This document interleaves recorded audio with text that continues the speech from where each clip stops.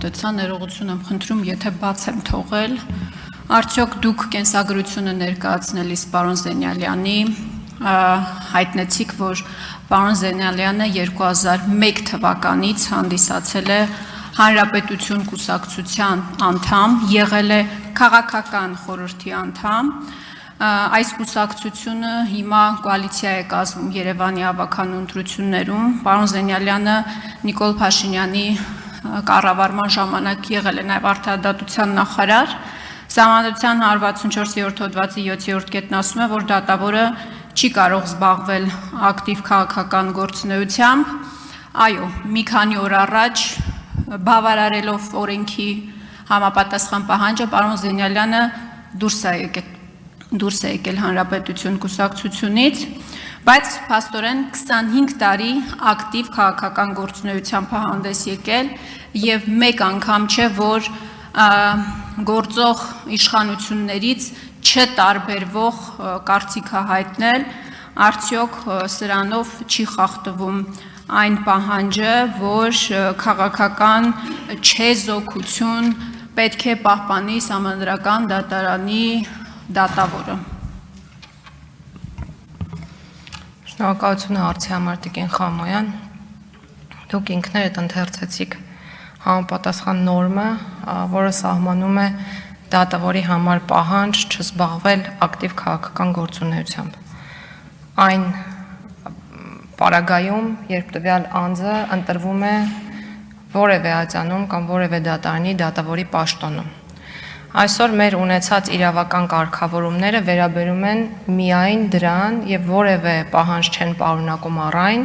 որ դատավորի թեկնածուն նախկինում կամ իր կյանքի ընթացքում երբևէ չպետք է զբաղված լինի քաղաքական գործունեությամբ։ Նմանատիպ կարգավորումներ որոշակի երկրներում շատ կարճ ժամանակահատվածների համար գոյություն ունեն, կոչվում են cooling off period, այդ համատեքստում, մեկնաբանման ենթակա նորմեր են, երբ անձանց օրինակ նշանակվելուց առաջ 1 տարվա ընթացքում արգելվում է զբաղվել քաղաքական գործունեությամբ կամ զբաղված լինելը կարող է հանգեցնել նրան, որ տվյալ անձինք չկարողանան ընտրվել համապատասխան պաշտոնում։ Բայց ներկա պահի դրությամբ մենք նմանատիպ կարգավորումներ մեր օրենսդրության շրջանակներում, այդ թվում Սահմանադրության մեջ եւս չունենք, եւ ես կարծում եմ, որ ընդհանրապես պետք է առաջնորդվել այն դրույթներով, որոնք այսօր առկա են, եւ վստահեցնում եմ, որ դրանք ըստ էության խախտման ենթակա չեն եւ չեն խախտվում։ Համեցեք արձագանք։ Տիկին Գալյան, օրենքները, նորմեր, որոնք սահմանվում են Սահմանադրական դատարանի դատավորի համար, բոլորս գիտենք։ Վստահաբար դուք ինձնից լավ գիտեք։ Ես ասում եմ մարդը 25 տարի եղել է եւ զբաղվել է ակտիվ քաղաքական գործունեությամբ։ Կարելի է դուրս գալ կուսակցությունից մի քանի օր առաջ Սահմանադրական դատարանի դատավոր ընտրվելու նախաշեմին, բայց արդյոք այն գաղափարները, որ ինքը կրում է,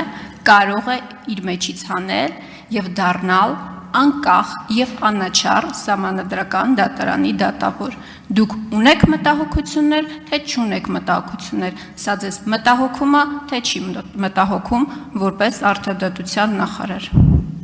Տիկին Խամոյան, ես որպես արդարադատության նախարար եւ որպես իրավաբան պարտավոր եմ առաջնորդվել միայն օրենքով ու դրա կարգավորումներով եւ եթե օրենքը սահմանում է որոշակի ցենզ եւ չի սահմանում